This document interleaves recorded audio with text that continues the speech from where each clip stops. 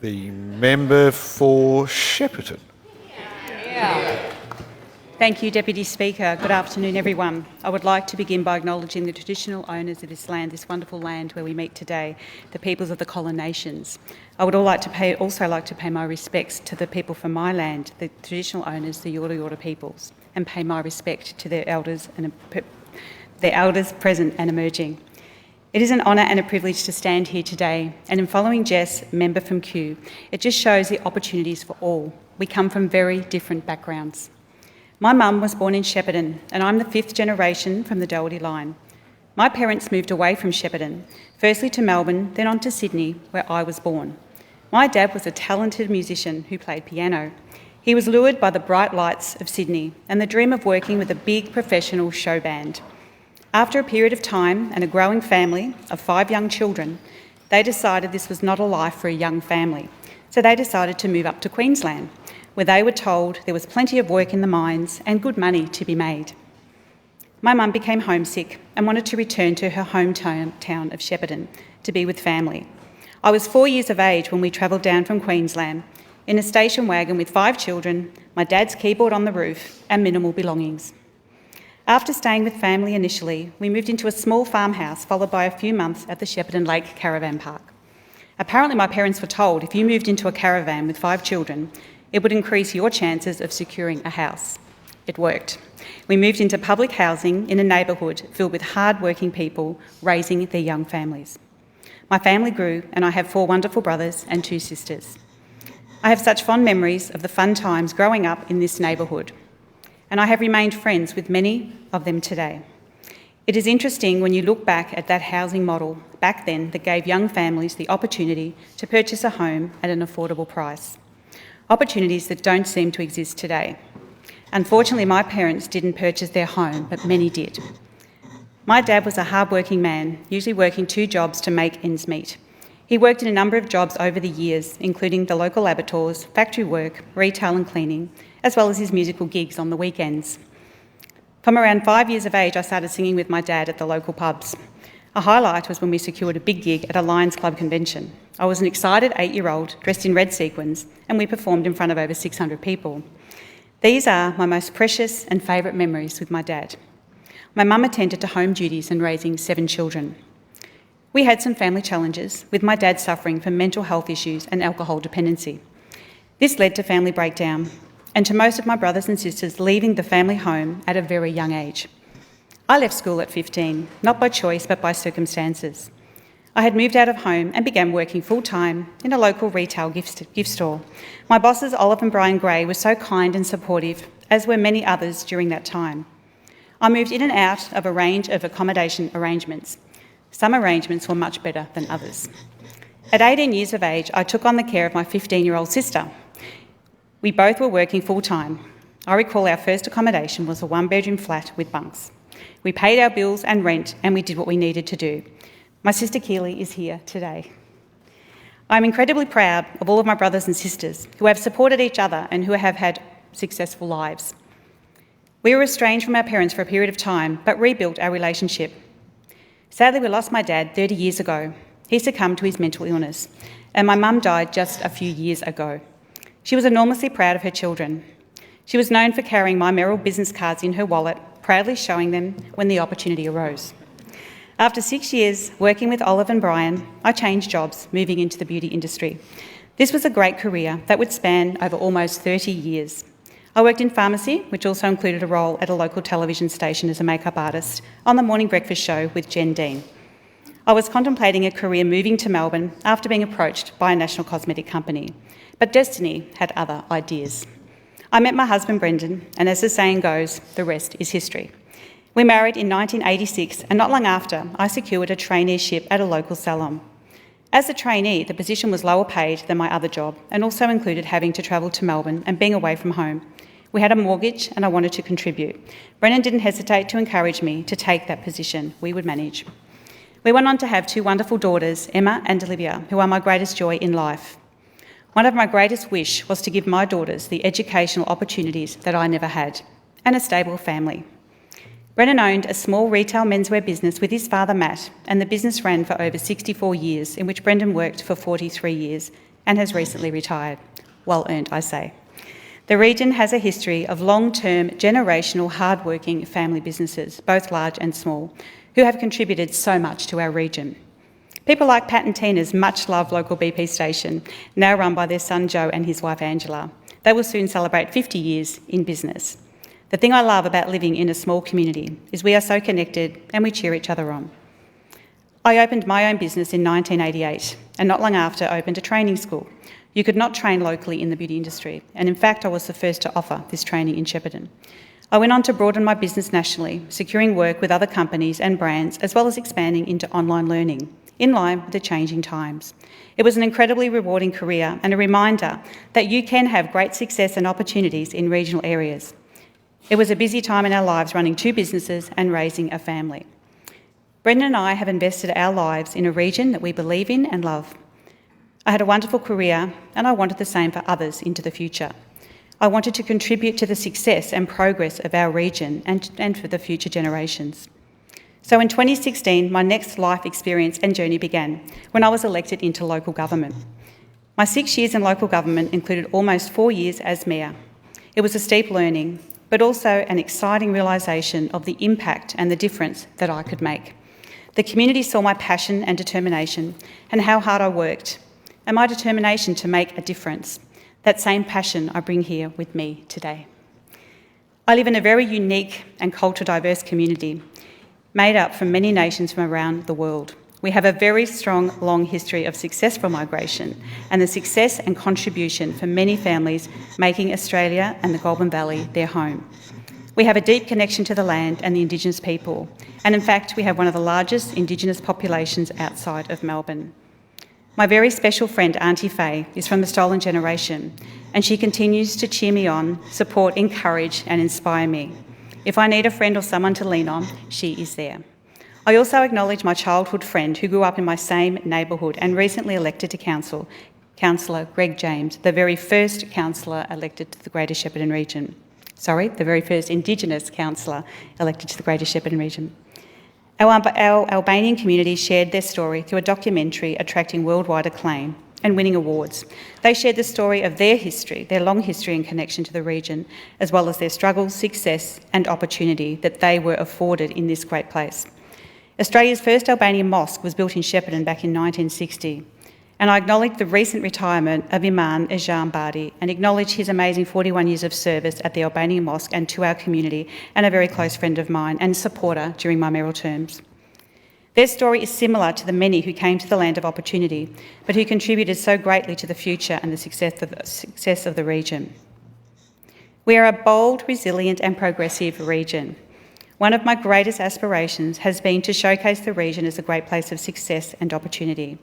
We are a progressive and productive region that is growing, and with that comes the need of greater support and investment to reach our full potential. I love to share our story with others, and in 2019 we took over Federation Square in Melbourne for 2 weeks, when Fed Square became Shep Square. We shared the many wonderful things about the region and the life of living in regional Victoria. We took with us many local businesses and community members. It was a true celebration of who we are. We had culture performances and the many varied industries came along. There was such a strong sense of pride that continued long after that event. We also hosted an international beach volleyball tournament. We don't have a beach, so we trucked in tons of sand and made our own. Of course we did.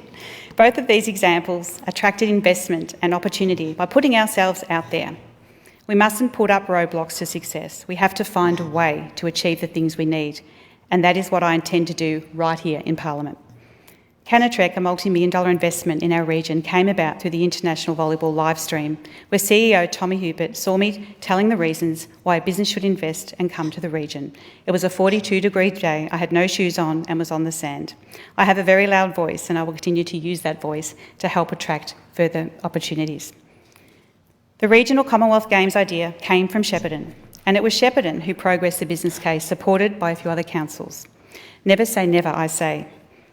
We are proud to think that this idea will bring billions of dollars into regional Victoria, although we are disappointed we did not get a sports village. Perhaps the baton should leave the stadium and Shepparton be its next stop.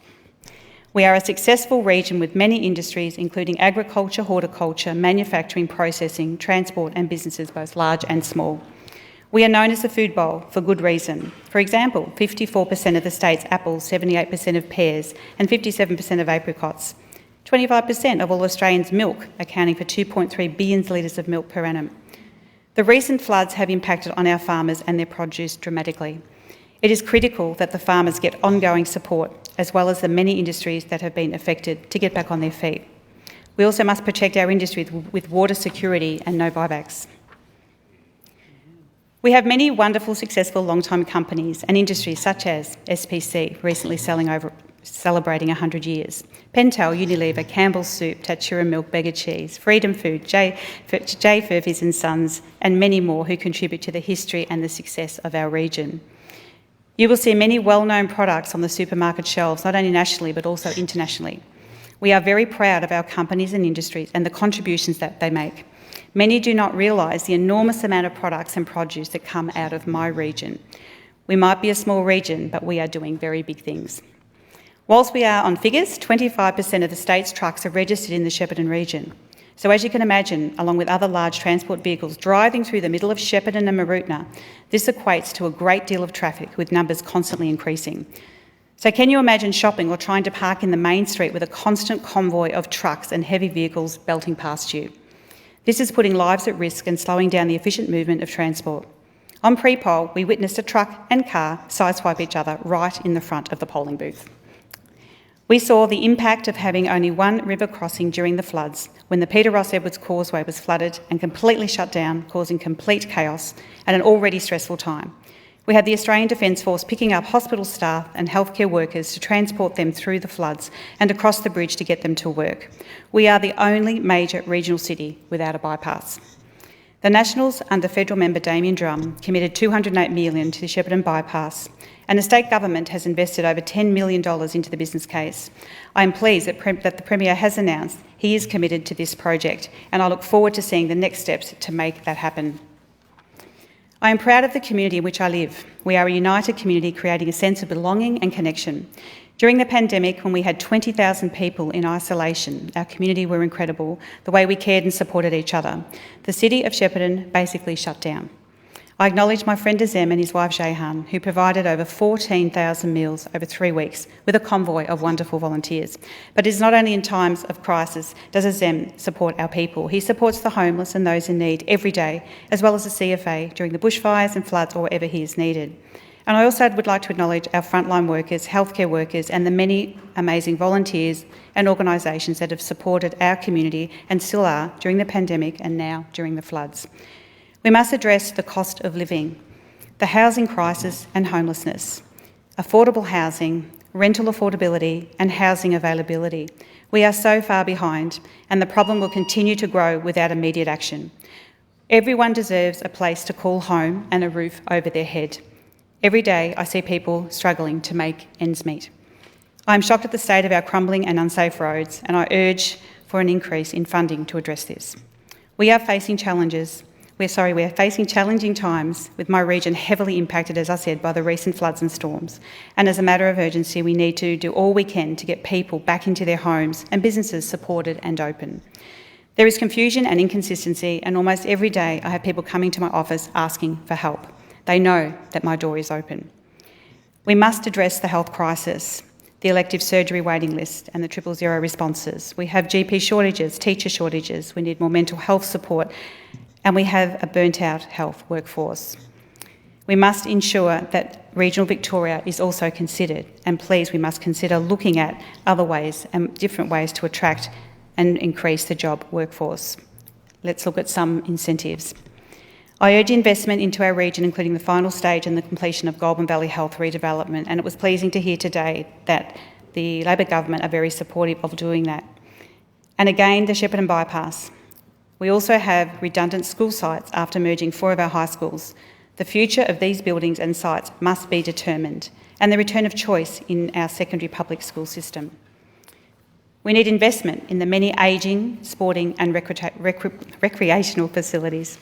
I will continue to fight for the many needs of all of our towns and the future progress of our region.